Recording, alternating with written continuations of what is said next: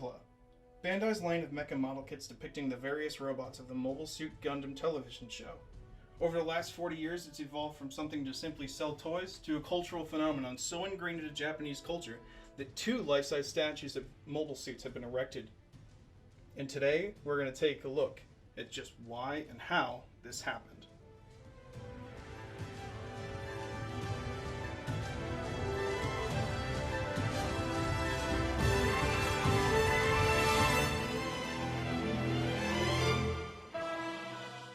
In 1979, an anime called Mobile Suit Gundam began to air on Japanese television.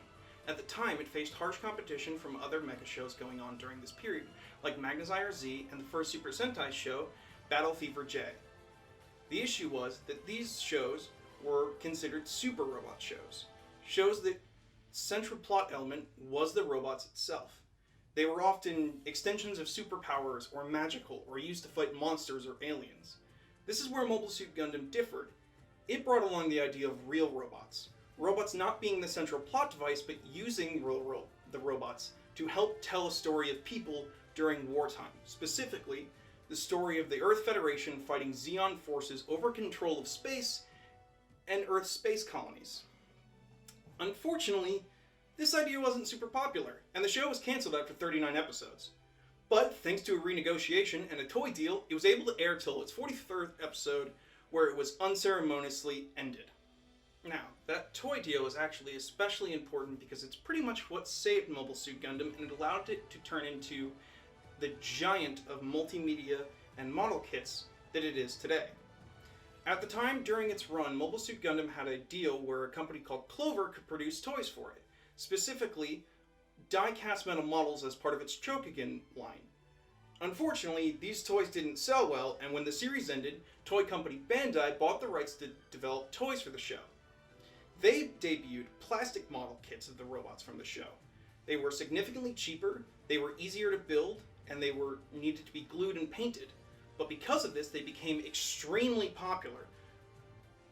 And at this point, it's almost impossible to get your hands on those original models. They're basically giant collector pieces at this point. But these Gundam plastic model kits, or Gunpla as they would later be known, saved the show. And because of the interest in the toy line, the interest in reruns increased as well, to the point that reruns became so popular that it greenlit the next show, Mobile Suit Gundam Zeta, in 1985. Unfortunately, Gundam and Gunpla would have to wait to explode in the West. Because while OVAs and the original trilogy movies were aired dubbed in the US, they didn't garner a lot of support, and a lot thought that Gundam didn't have a place in the US, until Mobile Suit Gundam Wing debuted. Unfortunately, the show was kind of lacking and didn't perform well in Japan. Most attribute that to it being one of the first shows to move away from the Universal Century timeline. Basically, the timeline that most Gundam shows had operated in. The show moved away from its real robot roots, moving more towards super robots, with, instead of the Gundams being more of a prototype and an advancement in the technology, they just seemed to completely outclass anything else in the show. And because of this, the show wasn't received very well, as it looked like a departure from the norm. That is, until it was aired on Toonami, Cartoon Network's anime time slot.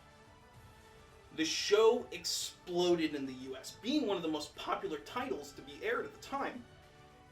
To the point where, if you ask any US fan nowadays, what got you into Gundam? Their go-to answer is usually going to be Gundam Wing. And because of this explosion and interest in the US, Gunpla also exploded. Model kits of the suits became an instant hit for people in the US, and it secured Mobile Suit Gundam's ability to be sold and marketed in the West to this day. Now, if we'd really like to talk about how Gundam has exploded in Japan, one simply has to look at its marketing. Gunpla is all over the place. You've been able to buy model kits of mobile suits done up in 7-Eleven colors. Haro, an AI companion for one of the characters, has become basically a mascot for the series, and is marketed all over the place. In fact, model kits of Haro are extremely popular, even though it's basically just a ball that talks. But here's the thing. the franchise has become so popular that an entire mall was constructed, the Gundam-based Tokyo. While it has cafes with Gundam-themed foods and shops with Gundam-themed clothing, its real piece is the Gundam Museum, a museum dedicated to everything Gundam and Gunpla related, with a timeline of model kits and a store where you can buy almost any model kit ever made, including the originals, for a fairly high price. In fact, the Gundam base is so ubiquitous with Gundam and culture that a life-size Gundam unicorn was erected outside of the Gundam base Tokyo. With last year being Gundam's 40th anniversary, and this year being Gunpla's 40th anniversary, it really is amazing to see how long this series has lived on with the help of its toy line. And while the show has gone through dips in popularity, like when Gundam Victory was shown, it still comes back, and it comes back hard. In fact, just this year, we're having a crossover event with Hello Kitty. With last year being Gundam's 40th anniversary, and this year being Gunpla's 40th anniversary, it really is easy to see just how long the series has gone on thanks to its toy line. Simple model kits saved this series from being a forgotten thing of the past, but instead, it's a cultural phenomenon. And while the show has gone through dips in popularity, like when Wing was announced and when Gundam Victory was shown, it still goes on.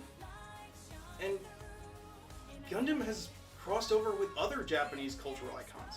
This year we're getting a model kit of Hello Kitty and the Gundam smashed into one character, which is insane.